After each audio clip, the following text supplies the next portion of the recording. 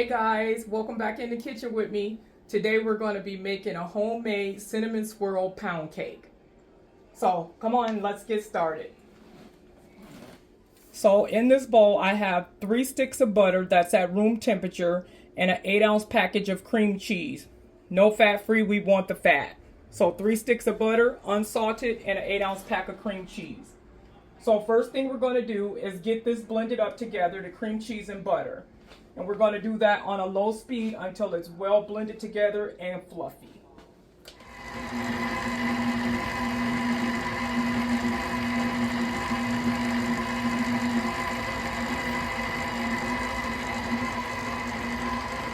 So now I'm going to stop it so that I can scrape the side of the bowl down so we can make sure that we got a good mix. Get this off a mixer. Scrape it down.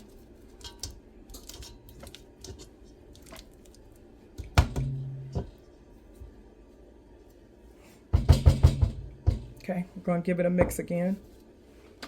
And let that go for about 2 minutes. Okay, so I mixed that up let that blend for about a minute, and I opened it up so I could get the sides pushed down. Scrape the sides of the bowl, and then I'm going to put it back on high for about 4 minutes.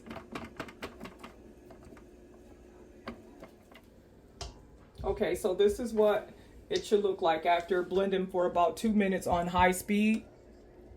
It's blended really well together, the butter and the cream cheese.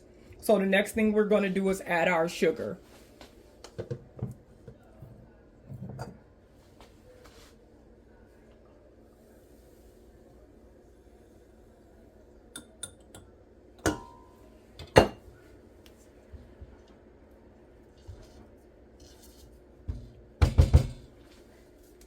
Okay, we're going to let this down.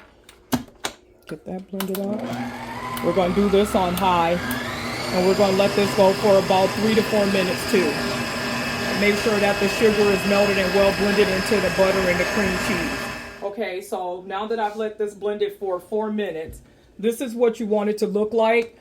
It should look like this, but it depends on the blender that you're using. So for my blender, this is what it looked like. And if you're using a different blender, you may have to blend a little bit longer. But you just want it to look like this, like just a smooth whipped, almost like whipped butter.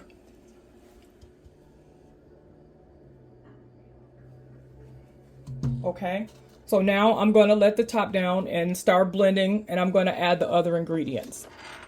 So while this is blending, I'm going to get my dry ingredients mixed up, which is my baking soda and baking powder. And I'm going to add this to my flour, and I'm going to add my salt. And now that I have those together, if you have a sifter, you can use that, but I have this strainer right here, so that's what I'm going to use to pre-sift my flours, and it'll get all these ingredients mixed up to get the lumps out.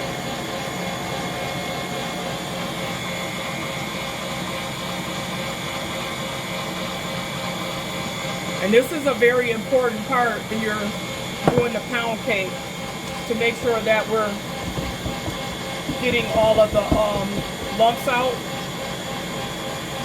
And it also helps with getting all the ingredients mixed up together really good. So now I'm going to add my vanilla extract. We're going to give that a quick blend. For those of you who made homemade pound cake, and you already know what this is smelling like. Okay, so I'm going to keep that blending. And now I'm going to add my eggs one at a time.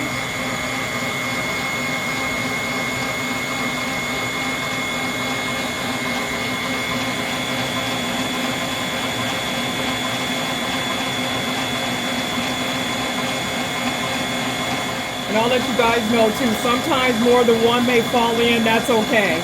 Hopefully no more than 2 falls in though.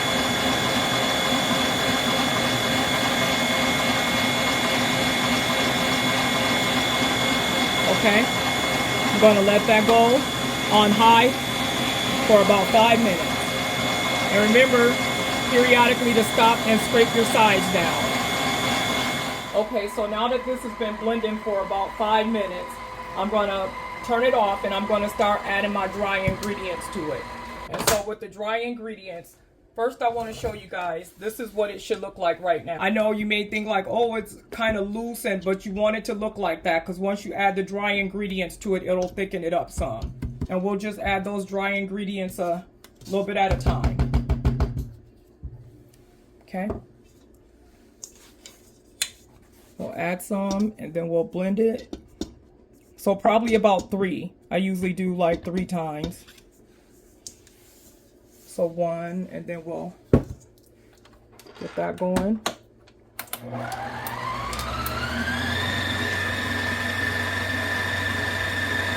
Okay, I'm going to scrape the sides down.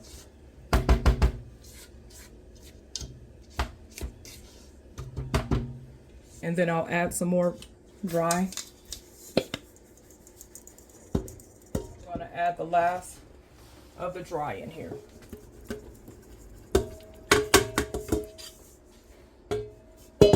Going to scrape the sides down.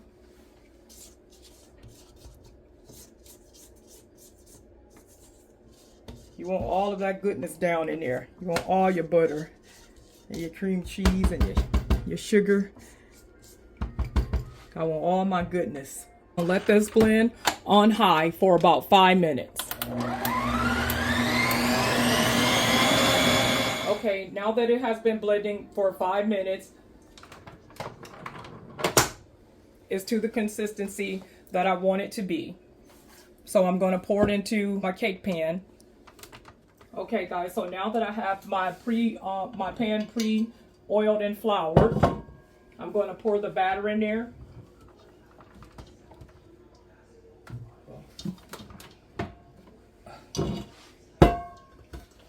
So with the cinnamon, this is how we're going to do this. We're going to pour some batter in here.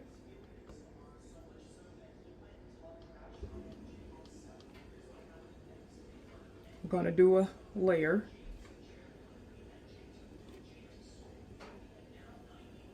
Okay.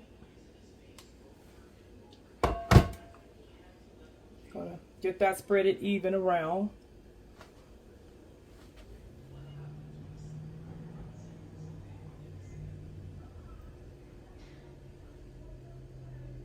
Okay, and then we're going to add, I have pre-mixed some cinnamon and brown sugar together. So we're going to add that in here. And then I have my little skewer stick that I use, and so we're going to take it and we're just going to swirl it in there. Just make some swirls.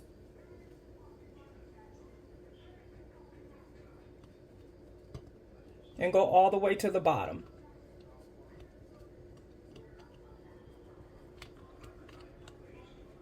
Okay, then we're going to pour the rest of the batter. Try to make sure you get it even around. You know, when we were kids, we all stood around and waited for Granny to give us this bowl. Definitely bring back some memories. Spread that around even. And now we're going to add our other layer of cinnamon and brown sugar. I made this cake for my daughter before, and she told me this cake was dangerous. It was so good. We're going to do the same thing that we did. And for this one, try not to go all the way down to the bottom.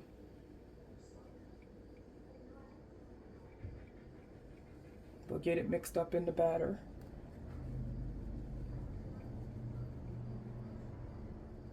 Okay, I have the oven preheated at 325, and we're going to bake this in there for about an hour. At some point, probably about 30 minutes in, 45 minutes in, take a peek at your cake. If you feel like it's browning too soon, just take a piece of foil and lay on top of it. I'm going to give it a little shake. You guys know, kind of hit the bottom. So if you got any air bubbles in there, you'll get them out. Okay, and I'm going to put this in the oven, and I'll come back when it's done.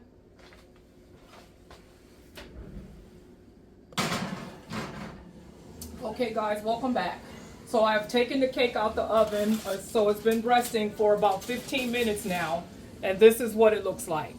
So checking on it, it was getting a little brown, so as I told you guys before, I put the foil on top of it to stop the brown, so I put the foil on there, and this is it. So we're going to remove it from the cake pan over to my cake dish.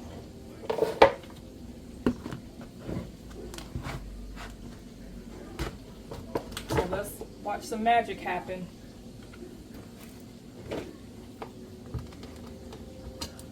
And this cake pan is kind of heavy too. And there we have it. Oh, it smells so good. So this is just the flour from the flour and the oil that I put on there. So I'll get just a butter knife or a spoon and just scrape this part off. And so now I'm going to slice it so you guys can see.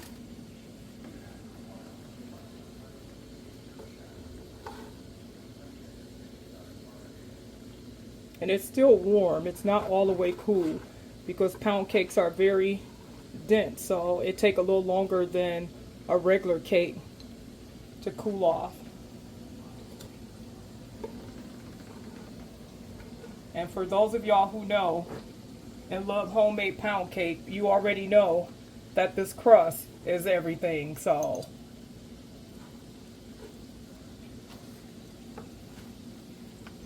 and so there is the cinnamon, the swirl.